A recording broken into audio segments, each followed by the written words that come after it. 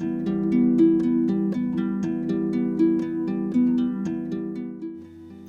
theater, the stories told on stage require a relationship between audience and performer.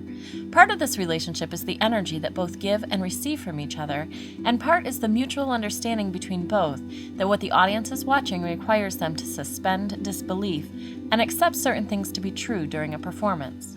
Now, obviously, audiences know that the show they are watching is not real, and that the actors are playing roles, but there are many things that they accept to be true while participating in a live performance. The generally accepted rules of theater by which the audience understands the play are called theatrical conventions. They are the systems and techniques whose meaning is agreed upon by audience and performer alike. They are essentially the rules of the game by which we understand what's going on, even if what's going on stage seems like a departure from reality.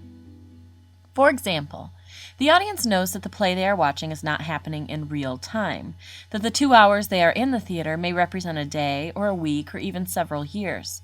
The passage of time is one accepted theatrical convention, and may be indicated on stage in many different ways, through lighting, through music change, or by specific characters. Another theatrical convention is the fourth wall. Now, the fourth wall is an imaginary wall that separates the audience from the performers.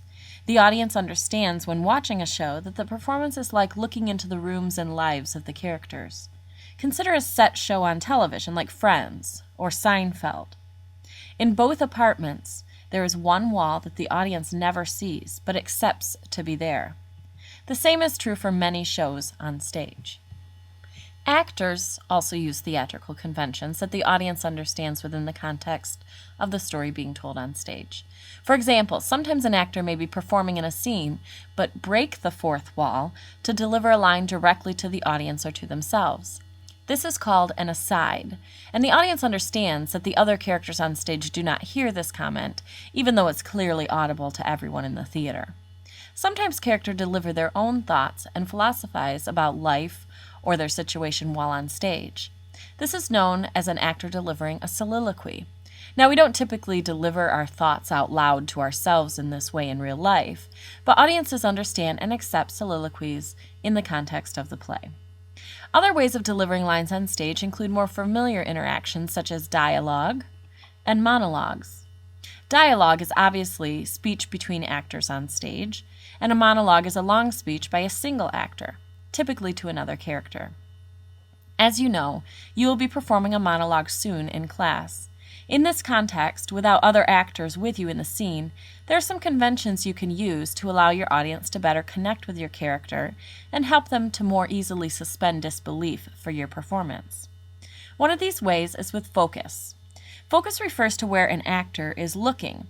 Typically, when on stage, an actor's focus is on the character to whom they are speaking. But when performing alone, you do not have that option, so instead, something called off-stage focus is used. This technique is where the actor must imagine that the character who they are speaking to is facing them, and speak to that focus point, creating an illusion of not only the character, but also of the character's height and the distance that the character is from them. One actor could create the illusion through focus that she or he is shouting or waving to another character that is a mile away. Or by looking upward or downward, could help to create the illusion of a giant or a child. Or even of a person talking from a second-story window to another person in the street. All this is done simply by the actor's use of focus. Creating other characters in the audience's mind through focus can be tricky at times. It requires focus and imagination, and when more than one character is being spoken to, it can also require multiple focus points. The important thing when creating other characters is consistency. To help you remain consistent with your characters and avoid confusion for your audience, a technique that is often employed when using offstage focus is the dramatic V. Imagining yourself as the point or bottom of the V. If you are speaking to two characters, each could be placed at both ends of the V. If you have three characters with whom you are speaking, you would want to use the 2 points of the V as well as the center. Beyond 3 characters makes it very difficult to use offstage focus without confusing your audience and making your performance very messy, but it can be done with enough rehearsal and expertise. Characters at times also use audience focus, addressing comments directly to the audience. Audience focus is often used for narration, but can be used in other ways as well, such as allowing the audience to become a focus point for scenery or other things in the performance. Asides are often also presented with audience focus. Using various theatrical conventions to create believable characters and scenes is important in a live performance. The ability for an audience to suspend disbelief and truly enjoy a show is part of the magic of theater, as well as film. As you prepare your monologues and future performances, work hard to help audiences in this endeavor by committing to the characters you create.